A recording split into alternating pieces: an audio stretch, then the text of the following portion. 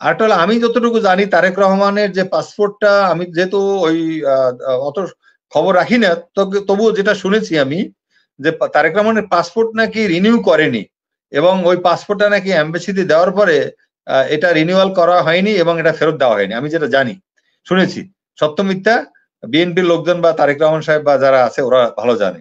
তা এখন ওনাকে উনি এতদিন আনতে পারলো না, গত 15 বছর উনি ক্ষমতায়, তো উনি আর কবে আনবে? মেজর ইমরান প্রধানমন্ত্রী সংসদে আজকে যে বিষয়টা বলেছেন যে তারেক রহমান সহ সকল পলাতক আসামিদেরকে দেশে ফিরে আনার জন্য খোঁজা হচ্ছে, এই বিষয়টা আপনি কিভাবে দেখছেন?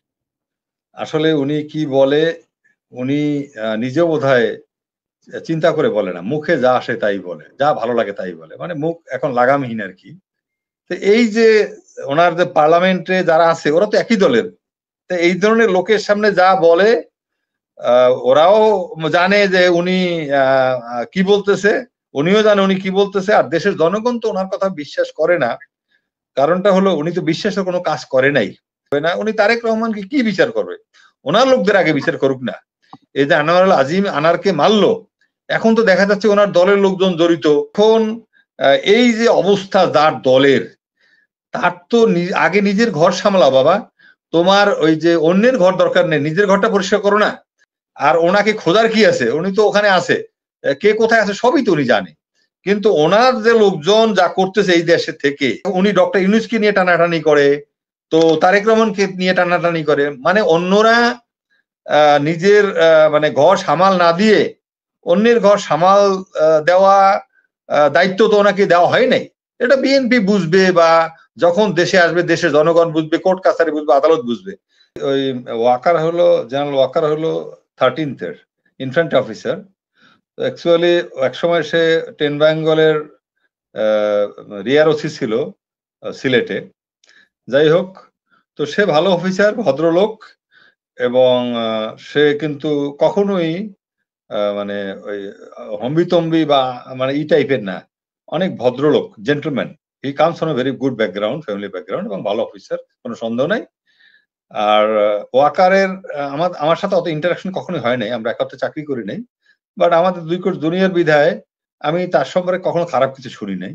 সবসময় আমি ভদ্রলোক এবং ভালো, ওয়েল বিহেভ সব জায়গায় যেখানে ছিল। সে 9 ডিবির জিওসি ছিল, তারপরে আপনার পিএসও ছিল, মানে আপনার এখন সিজিএস থেকে সেনাপ্রধান হচ্ছে। তো এটা উনি হবে, এটা আমি 6 মাস আগেই বলেছি সে যে হবে, কারণ আমারও কোর্সমেট একজন ছিল সিজিএস। তো ওদের ওরা রিটায়ারমেন্টে চলে গেল, তারপরে সিনিয়রিটি সে আসছে। অ্যাকচুয়ালি আওয়ামী লীগের একটা জিনিস আমি এপ্রিসিয়েট করি, সেটা হলো 8 লং কোর্সের আজিজ স্যারের পরে আসছে শফিউদ্দিন 9 লং কোর্সের, তারপরে আসছে ওয়াকার 11, 10, 11, 12, যেভাবে হোক বাড়ি চলে গেছে, রিটায়ারমেন্টে চলে গেছে, কৌশলে হোক যেভাবে হোক একটা সিনিয়রিটি বা ইটা রাখছে, মানে পর্যায়টা। ওয়াকার, জেনারেল ওয়াকারের ব্যাপারে I must say he deserves, এবং তার চেয়ে হয়তো ডিজার্ভিং ক্যান্ডিডেট ছিল, কিন্তু তারা চলে গেছে অলরেডি। আমার কোর্সমেটই অনেক কোয়ালিফাইড ছিল, CGS, Ataul Hakim Sarwar Hasan, double staff college করা, অনেক ভালো। আর আপনি যদি বলেন আজমি স্যার, আজমি স্যারের ধারে কাছে এরা কেউ না, nobody is around Azmi. Azmi আর এদের আকাশ পাতাল ব্যবধান। সুতরাং এটা তুলনা চলে না। আজমি হলো gold sword of honour, gold medallist, তারপরে হলো একজন পায়াস অফিসার, আইডিয়াল একটা আদর্শ ছিল।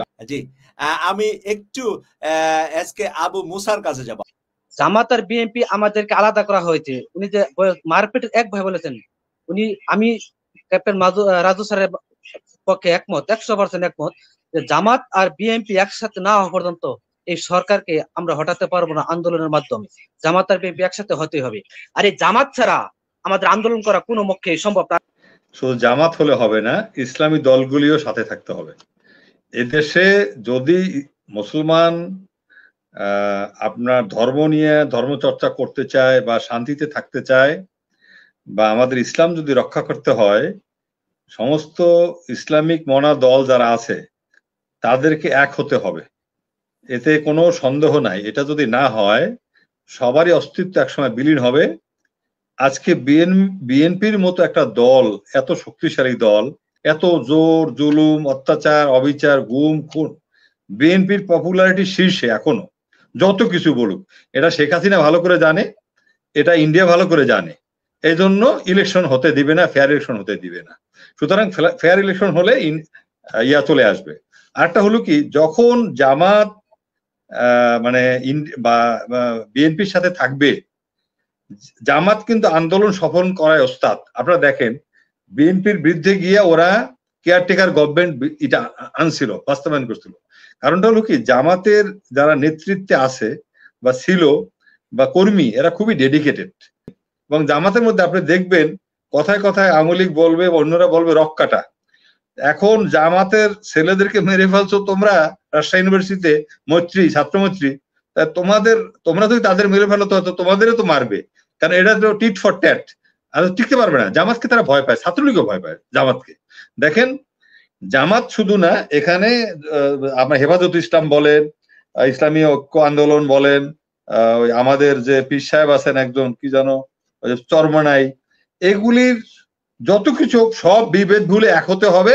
যদি এটা ভারতের গোলাম রাষ্ট্র না হয়, এটা তো গোলাম হয়ে গেছে, এখন গোলাম থেকে ধরেন হয়তো এখন ওই যে একটু মানে স্বাধীন একটা অস্তিত্ব আছে আমাদের, যেটাতে ঠিক কৃতদাস না হয়ে যায়, করদরাজ্য না হয়ে যায়, এখান থেকে রক্ষা করতে হলে সমস্ত ইসলামিক দল, ইসলামী মনা দল বিএনপিকে সাপোর্ট করতে হবে, বিএনপির নেতৃত্বে মানে আন্দোলনে যেতে হবে, সংগ্রামে যেতে হবে এদেশের মানুষের স্বার্থে। এটা কোনো বিকল্প নাই।